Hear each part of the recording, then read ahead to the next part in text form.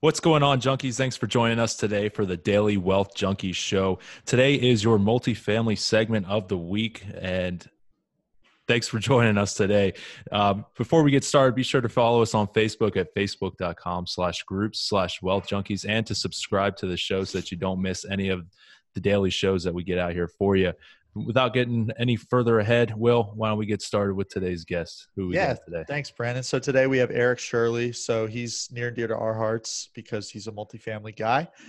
He started in real estate in 2003 in the residential world. He flipped a bunch of houses. And then after that, he started buying single family rental properties. And ultimately, he realized it wasn't as scalable as he originally thought. So he went into the multifamily world. So with that, Eric, we'd love to hear more about your background and how you got to where you are today. Sure. No, thanks, guys.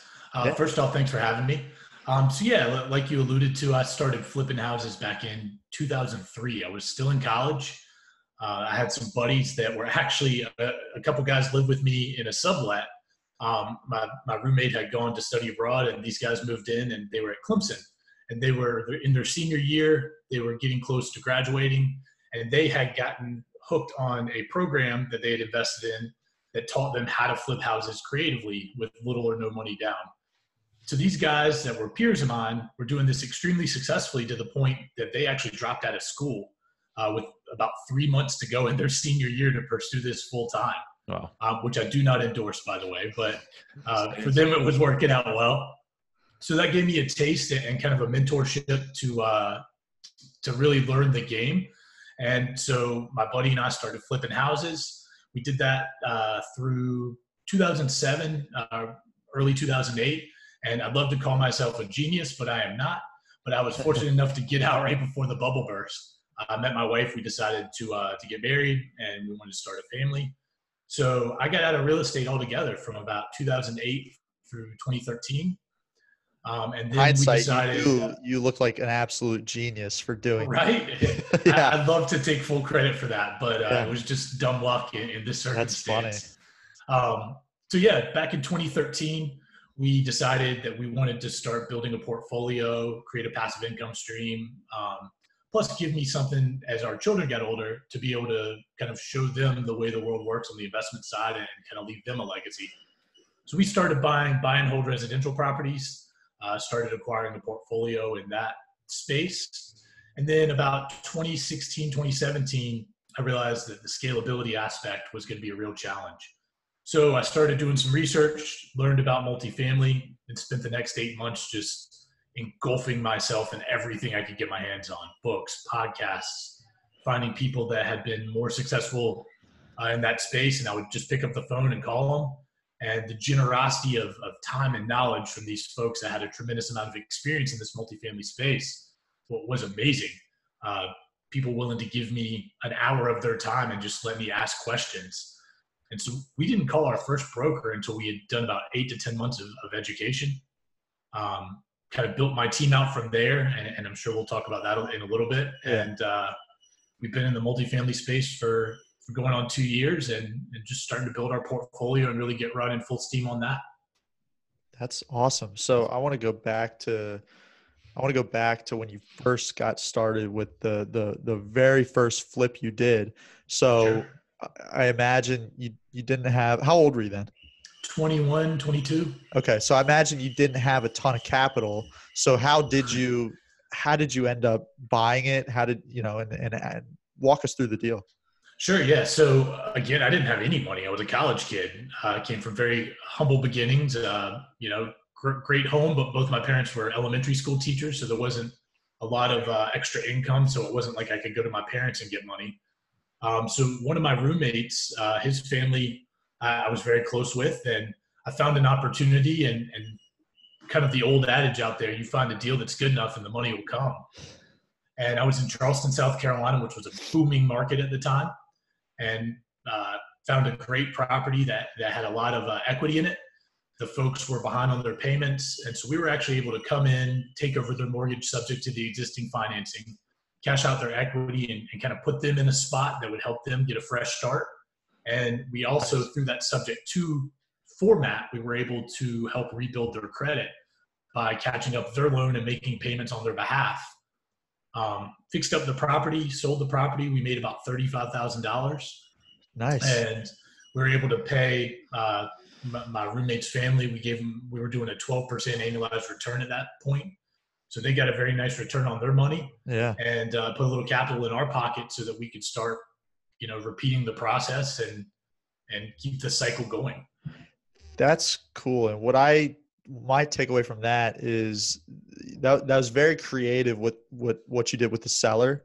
It's not, I see a lot of guys that it's very black and white. They just want to go in and steal the property at the lowest price they can and pay cash, whatever. But you structured it to where it really was a win-win for everyone. You helped them with their situation, build their credit back, and get them caught up on the loan. So that's pretty cool. That's a lesson about, it's got to work for all sides and benefit everyone. That's a great point, Will. And in everything we do on the creative side, is solution-based. It's all about coming up solutions that work for everyone to make it a mutually beneficial situation. And, there were a lot of people out there preying on that same kind of person. And like you said, coming in and just lowballing with cash or striking fear into them that you're going to lose your house if you don't work with me. Right. And that's a terrible approach. We were all about, it certainly had a self-serving component to it, but it was how can we help everyone find a mutually beneficial solution where we can all walk away winners. That's awesome. So Eric, I know you mentioned you had like a $35,000 gain off of that one property, and a few of the other multifamily guys we've had have similar numbers when they talk about their early fix and flips, but we haven't really heard that any big numbers like that from any multifamily units or sales. Can you kind of explain the gravitation towards the multifamily and why it's better in your opinion than just the single fix and flips? So for me and my team, it's all about passive income and creating financial freedom through we call it mailbox money.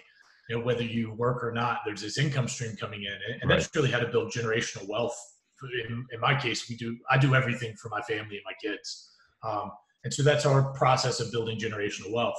With the fix and flip, there's certainly some lucrative money, or there definitely was back in the day. It's gotten much more competitive now. Yeah. But that space in general, if you're not flipping houses, you're not making money. So it's a job in its own right, and you never know where your next source of income is going to come from. And that was both stressful and motivating at the same time, but it didn't fit into our strategy and plan of creating long-term wealth, which really comes from passive income, and multifamily provides that in a much larger capacity with economies of scale. And there's a ton of benefits to the multifamily side. Right. So it sounds like you didn't realize that though at the time. You went into single family. So tell us about that. Tell us about how many properties you bought, how you bought them, what your goal was with those. Yeah, sure. So are you talking about the buy and hold side? Yeah, exactly. So actually the first residential property I bought on a buy and hold side was a portfolio deal. One of those just through relationships and knowing people. I found a widow. Her husband had just passed away, and she was looking to divest. The emotional attachment for her was strong. And so she had 14 properties for sale, 14 or 15. Oh, wow. I found 3 that I really liked, had the liquidity to, at the end of the day, I don't like paying cash for anything if I can leverage other people's money. Mm-hmm. So found a local bank that I had a relationship with that allowed me to come in and put 15% down. Nice. With no PMI. And so that was a huge win for us. So what's PMI? Can you just explain that real quick? So PMI is private mortgage insurance. It's basically a kind of a guarantee that the bank will put, or a payment that the bank will put on to help guarantee their loan. Right. So you can look at it a million different ways. It's cash flow coming out of my pocket is how I looked at it. It's money I didn't. Yep. Yeah, exactly. It's it doesn't help you. It doesn't help me in the least. Right. It's not it did nothing but hinder what I was trying to accomplish. Right. So having this relationship with the local bank was phenomenal. I actually just refinanced those 3 properties and was able to pull out $53,000 or $54,000. Nice. Awesome. On the cash outside that I'm putting into a multifamily deal now. I like it. So it's the gift that keeps on giving. Absolutely. Yeah, for sure. Yeah. So we found that, and then, just started scaling from there. Anything that we could acquire and get our hands on that made sense and had a nice cash flow component. I focused in lower income housing, but in up and coming areas. Okay. So I really like the idea of finding a product in a lower income area that's very affordable and being able to provide a really quality product for good tenants. A lot of my tenants are working single moms or there's a variety of different my tenant base, but we like I don't want to call it philanthropic, but we like the feel good side of things, of being able to, help people out and help people achieve their goals, whatever those may be. That's awesome. So how many did you get to, and when did you kind of realize that this isn't that scalable? Sure. At the peak, it was up to low double digits. Okay. And from a scalability standpoint, I realized fairly early on that it wasn't scalable, but I didn't know what else to do. This was the only side I knew, and I knew I could do it well. So it was one of those things, if I had this capital and I wanted to put it somewhere, I'm not a huge fan of the stock market and the volatility. So I didn't know where else to put it. So during that time that we were continuing to acquire residential properties, we were reaching out and trying to figure out other sources to invest in. And I knew some guys doing some commercial stuff, but it was on the retail side. Okay. And I'd seen some guys crush it on the retail side, and other guys that just got their rear ends handed to them. So Amazon's kind of shaking all that up, right? Exactly. And so it scared us. And so we were very fortunate to meet someone that had a small residential portfolio. And then I got involved in the bigger pocket space. And that was so eye-opening. That's kind of where it snowballed. Okay. Yeah, Bigger Pockets is a great resource for really anybody looking to get started in multifamily or any type of real estate. Yeah, I was going to say anything. Yeah, absolutely. So Eric, you said you spent about 8 to 9 months just studying and learning as much as you could about multifamily. After that, what was your next step after you learned everything you thought you could learn? Yeah, so we wanted to be able to speak the language and be able to understand the game before playing the game. Brandon always use this analogy of chess. In Central Park, there's those little chess areas where you sit down with these guys that are just phenomenal chess players playing speed chess. I would never have the audacity to walk up to one of those tables and sit down and be like, let's go. Show me what you got. Yeah. I don't know how to play chess that well. So I approached this the same way. It would be offensive for me to walk in and start calling brokers and waste their time if I didn't truly understand the game and couldn't speak the language. So that was really very true. Through those 8 to 10 months of education, it was starting to build my team at the same time. Mm-hmm. And so through building my team and the educational component, when we started calling brokers, which that was really the first thing we did. And those brokers, believe it or not, some of the first 3 or 4 brokers I called are still the brokers to this day that I have the best relationships with and are feeding us deals. Some of the best opportunities still are from those early relationships. That's great. Yeah. So explain what you mean by a broker and who that is and why you would want to get in contact with them. So there are commercial brokers that focus exclusively in the multifamily space, and they have resources that are very expensive resources, things like CoStar and RealPage and some of these kind of databases out there that provide them with a wealth of knowledge as far as who the owners of certain multifamily properties are, when their loans are coming due, if they did like a bridge loan or things like that. And so these guys are constantly reaching out to these owners and asking them what their plans are, when they want to divest, what they're looking to get from the property. And so they're building relationships with these owners. So they've got this huge pipeline for when opportunities become available. They essentially feed it out to their database of buyers. And the better your relationship, the more likely you are to get kind of the creme de la creme of the properties that they come across. Right. When they find a great property, they're not just going to send that out publicly to everyone in their database. They're going to focus on the folks they trust. And, on the multifamily side, the thing we hear over and over again from brokers is knowing that their buyer has the ability to close. Right. So it's building that track record and building that trust and rapport with them so that they know when they bring you something that's good, that fits your criteria, that you're not just going to, jerk them around and waste their time. You're going to do what you say you're going to do, and your communication's on point and things of that nature. Right. Because essentially their paycheck relies on that building getting closed. So 100%. Yeah. Otherwise you're just wasting their time. Right. Yeah. So you mentioned that you were building your team. Can you kind of go over who's in your team and why it's important in the multifamily world to have a team? Sure. So for us, as we built our team, and I don't know if it's unique or not, I know everyone kind of does things their own way.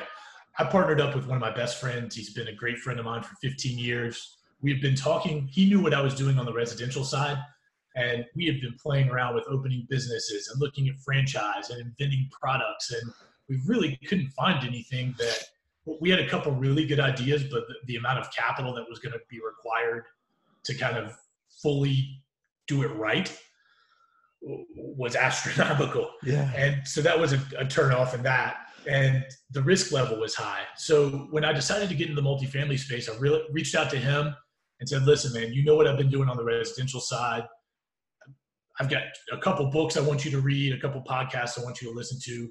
Take a week or two, kind of digest it all, and let's chat.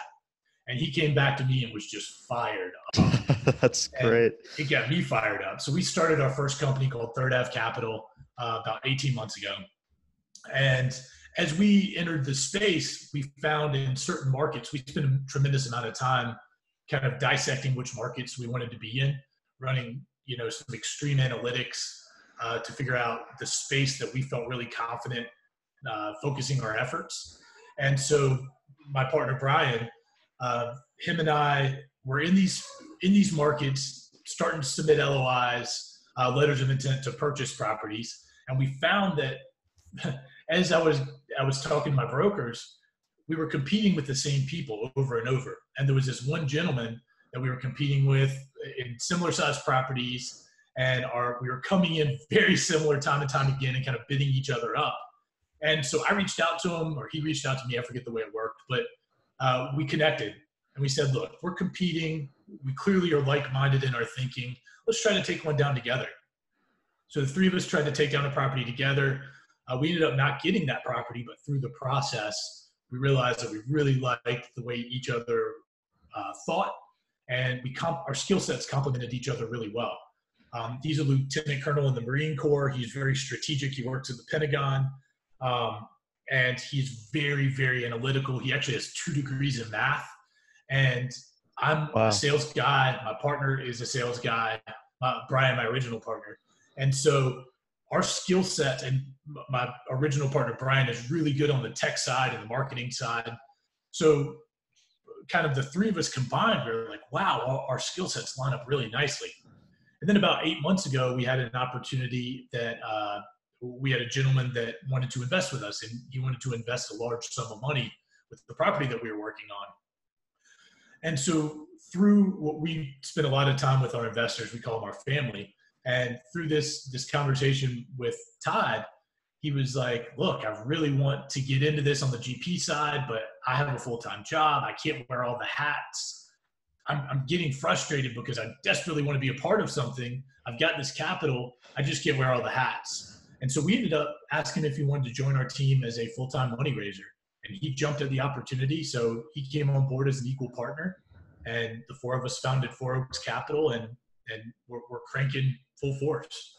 That's really cool. So it's kind of the whole, at least with the guy that you were competing with on the different properties, it was the whole, if you can't beat them, join them type of mentality. Exactly. And he brought a unique skill set that he's really good at things like going through like due diligence. He's our director of operations now. And that stuff where it really entails attention to detail. Mm-hmm. That's his strong suit. He can sit down and read through a 100-page 100 pages of documents and kind of catch the little stuff, I get to page 7 and my eyes are starting to gloss over. That's right. So we complement each other really well in that regard. It sounds like you need that for everything that goes on in the multifamily world. So you before we talked here, before we started the recording, you told us that you just closed last week on your first property as a general partner. You want to talk about that kind of from start to finish? Sure. Yeah. So we actually close a week from tomorrow. Oh, okay. Nice. Yeah. So this is a 55 unit, two asset portfolio in Spartanburg, South Carolina. Came across it through a broker, did the underwriting. The numbers looked really nice. So we kind of look at deals, and Brandon, I think you guys do the same thing. We look at deals in kind of 3 different buckets. We have our heavy cash flow deals that cash flow really nicely, but there's not a huge windfall necessarily on the back end. The flip side of that is the heavy reposition deal, which is going to cash flow virtually non-existently for the first 2, 3, 4 years. But there's a huge windfall on the back end when you do a cash out refinance or divest. And then there's kind of a nice hybrid product in the middle that has quality cash flow, but there's enough value add on it that it's not a huge reposition, but there's a nice opportunity to see a nice bolus of capital coming when you either cash out or divest. Right. So this was one of those nice hybrid products. It's right in the middle of downtown Spartanburg, both assets. And if you don't know much about the upstate of South Carolina, it's booming right now. There's a tremendous amount of manufacturing coming in. BMW, basically any SUV that's built for BMW is built in the upstate of South Carolina. Michelin just built a plant up there. There's just so much industry going on. And that stems from a few different things. One is both North and South Carolina providing tremendous tax incentives to companies to come in and set up manufacturing facilities. Cost of land is still relatively cheap comparatively, as is the labor pool. South Carolina and North Carolina are still very inexpensive to live in. Taxation is relatively low. So it makes a lot of sense for these companies to come in, and that drives the apartment sector, obviously. Right. So we love those markets. Downtown Spartanburg is going through a revitalization where they're just dumping a tremendous amount of money into that area. So you're seeing fine dining establishments, parks. They just built a brand new AC Marriott hotel, which is kind of one of the higher end of the Marriott properties right downtown. Breweries are popping up left and right, and they're really catering to that young professional, the millennial, the hipster, if you will. Yeah. People who need apartments. Exactly. So this is a solid B+ property. Oh, nice. That, it's a little bit older. So both properties are a little bit older, and they're still commanding high rents. And we see a great opportunity to come in. A couple of the units had already been fixed up and seen a nice proof of concept as far as what you could get if you were to sink some money on the capital side. And just that, we're going to come in, we're going to put $10,000 to $12,000 in a unit, stainless steel, granite. There's 18 of the units are called shotgun units, and those are kind of 1.5 bedroom type units, and we're going to make them true 2 bedrooms. So we're able to push up rents in that regard. Awesome. And we're really excited about the property. Very I cool. can tell you from a school of hard knocks, we ran into an interesting situation a couple of weeks ago. Let's hear it. So this is being done through agency debt. It's a Fannie Mae loan. And if you're familiar with agency debt, if you're not familiar with it, with Freddie Mac, you lock in your rate at the front of the loan. With Fannie, you lock in within a week, 3 days to a week of when you close. So 2 weeks ago, we got a call from our lender that said rates have jumped up. So not only did our interest rate go up, but the spread on the property went up tremendously. So in 24 hours, we found out we needed to raise an additional $400,000 in capital. And that's brutal. So it was brutal. And we sat down and we were like, we have to really figure out what we're going to do here. We have 3 choices. We walk away and we lose our earnest money, which we didn't want to do, obviously, because that would be a huge impact to us. Right. We lower our returns, or what we ultimately decided to do is we changed on the GP side, we changed our equity stake in the game and gave more more equity back to the investor, the limited partner pool. And that way we could maintain the same returns we had promised our investors. Mm-hmm. But it was terrifying, to be quite honest. Yeah. So we ended up buying an extension, and that's the reason we're closing next week. But it was the right thing to do to continue to align our interests with those of our investors and do the right thing for our investors. Yeah, exactly. And I mean, long term, that's going to pay off so much. So you gave up a little bit on this individual transaction, but I'm sure that the trust you built from doing that. I don't even know if your investors know that you did that. I don't know if you updated them or. We did, yeah. We just let them know the situation and said, listen, for us, we take the responsibility of other people's money extremely seriously, as should everyone in this game.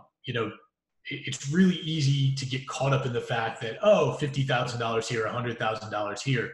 But when you really break it down to the fundamental aspects of what did it take and how much work and sweat and blood and tears went into that individual making that money, being able to put it to the side, the responsibility that comes with managing that money is tremendous. Yeah. We don't take that lightly. It's hard-earned money. That's right. So, yeah.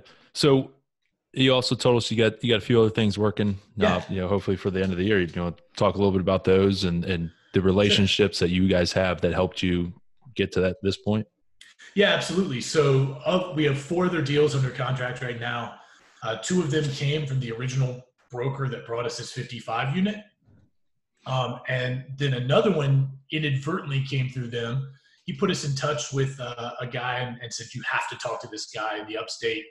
He's a creative guy. I know how you guys think. Just set up a lunch with this fella and you guys chat. So I set up a lunch with this individual and we sat down for about 3 hours and just talked. And super creative guy. He does a ton of he calls it trading, but he's one of these guys that starts with a paperclip and trades the paperclip into a pack of Post-its and the Post-its and works his way up. Right. And he's part of this really incredible network of traders and barterers, and they think extremely creatively. So through our conversation, I found out that this guy had an 80-unit property that he had bought, and he wasn't super familiar with the multifamily space, and he learned a lot. Let's put it that way. His first 12 months were very eye-opening. He just bought it on his own? Bought it on his own. Okay. And he kind of bit off a little more than he could chew. Yeah. But it got him hooked on the space, and he learned through the School of Hard Knocks and wanted to continue to move up. So through that conversation, we worked out a master lease option that we're going to do with him that's beneficial for both of us. He has a property that he knows he wants to move into a larger property, and he wants to 1031 it, but he hasn't identified the property yet. So basically we're structuring this. We're coming in with some capital as a down payment, but as opposed to a traditional down payment, he's allowed us to take the money that we would have used for a down payment and apply it towards capital infusion into the property to fix up the property. So if for any reason we defaulted, he would now have this property that's been fixed up and rents have been raised that's worth a significant amount more than it is today. Nice. That's very cool. Yeah. So we locked in the purchase price. We're going to assume his mortgage in 12 to 24 months. There's kind of a floating close term. So it gives us enough time to come in and kind of execute our strategy, bring in our property management, put this capital into the property to improve it and raise rents. And it gives him time to identify a property that he wants to 1031 into. And we've kind of worked out a sliding close scenario. So we're going to close with him sometime within 12 to 24 months. That's awesome. And again, this kind of goes back to your first flip where it was a creative situation that benefited both sides. And this is no different. It's just a lot bigger scale. And it sounds like there's a lot more zeros added to the equation. It is. And what's cool about this one is we're able to do it without syndicating. All we have to come to the table with is that front end capital infusion. So we're able to do that out of our own pockets. And then if we're able to execute our strategy, which we feel like we've underwritten extremely conservatively, in 12 to 18 months, we'll be able to assume his note, do a cash out refi, return our own money, plus pay for what we will cash, the additional amount we'll cash him out for. And then we'll have 100% ownership of this property. That's obviously we'll still have a loan. Killer deal. Yeah, but from an equity standpoint, we'll be 100% owners of the property, which will allow it. It's going to cash flow about $130,000 a year. Wow. So it's a significant cash flow property for us and helps us to achieve our goals. That sounds a lot better than fixing and flipping a house and making $35,000. So exactly. Yeah, that's awesome. Yep. That's awesome. All right, Eric. So we're just going to hop right into our moments of truth section here. I'm just going to kick it right off. Who is your success role model? My success role model is Joe Fairless at Ashcroft Capital. Joe is, he's a huge in the podcast scene. He's written a couple books. Ashcroft Capital controls about $500 million worth of multifamily real estate. And what he has done, if you've read his books, he's come from virtually nothing and created this amazing portfolio. So, and everything's done to align their interests with their investors. Mm-hmm. And we really try to model our business after what Joe's done. Yeah, I agree with you on that. I got to see him, speak on stage at the event in Dallas and just watching him speak. And he was, probably the wealthiest guy up there, but the most humble guy up there on stage. And it was pretty impressive. And he's kind of the one that influenced us to get this podcast going because, he acclaimed a lot of his success, to doing a daily podcast show where, at the time he was at episode 1800 or something. And, it's crazy. It's crazy, but that if we could get to half that, we'd be happy. So absolutely. Yeah. So Eric, what's your biggest success thus far? In real estate or in life? Both. Yeah. So in life, I'm so proud of my family, man. It's my wife is amazing. We have 2 beautiful children, and I'm just so proud of what we've done and accomplished on the parenting front and continue to do. And, everything I do is for my kids. And so from a success story, that's what I'm most proud of. On the real estate side, we're just in our infancy on this, but I'm so proud of what we've done in acquiring our team, putting the right people together, like-minded individuals focused on a common goal, and so excited for what the future holds for us. There's huge things coming up for us, and I'm so proud of the guys I work with and the efforts they put in on a daily basis. Yeah, you guys have been moving and shaking. You've only been, you said you started just learning in 2017, right? Correct. Yeah. Yeah. So that's awesome. Yeah. You guys are making big strides. It's awesome. We're working hard. That's what it takes. Earlier, humility. I think it's just humbling yourself and hard work and recognizing, being self-aware enough to know what you don't know and don't be afraid to reach out to someone that might. Absolutely. That's it. Eric, what's a typical day for you look like? And so I subscribe very strongly to Hal Elrod's Miracle Morning approach. Great book. Big Hal Elrod fan. So I wake up around 5 or 5:30 every morning and do my morning savers. So take a little moment of silence. I actually have my affirmations right here. Say my positive affirmations, do a little visualization and meditation, exercise. Then I love reading business books. I'm reading this book called The Slight Edge right now. I highly recommend that. And then scribing. I use the 5-minute journal. I hated journaling when I first started it. It was tedious and cumbersome for me, but I've really enjoyed the scribing aspect of that. And then I'm still I have a 9-to-5 job. So I'm in medical device sales. I'm usually in the operating room around 7:30 or 8 o'clock in the morning. And then, spend time at my 9-to-5, come home at night, get my kids in bed, spend some time with my wife and family, and then get after the underwriting. I'm a director of acquisitions. So I, reach out to brokers, handle all my emails, do my underwriting, and then go to bed and wash, rinse, repeat. Yeah, nice. That's cool. Well, it sounds like that property is gonna at least allow you to maybe not have that 9-to-5 for much longer. Yeah, that's the long-term goal is to build that passive inflow stream and that cash flow to a point where myself and my partners can go full time with this and continue to scale up. Very cool. What's your favorite quote? My favorite quote. So it's actually written in my affirmation. So I'm going to read it word for word so I don't butcher it by paraphrasing. This is a quote by Russell Simmons, who I believe is the founder of Def Jam. But he says, I know some people say to keep your eyes on the prize, but I disagree. When your eyes are stuck on the prize, you're going to keep stumbling and crashing into things. If you really want to get ahead, you've got to keep your eyes focused on the path ahead. And I think that's so poignant. You know, it's really easy to get stuck on where you want to go. Mm-hmm. But if you're not focusing on putting one foot in front of the other and doing things the right way to build your foundation, you're just going to crash into things and you're going to delay the inevitable success, or at least prolong it, if you will. Oh, yeah, very true. That's an awesome quote right there. I'm going to ask Brandon's question since I just botched the last one and he went for mine. What are your hobbies outside of real estate and everything you're doing with your business?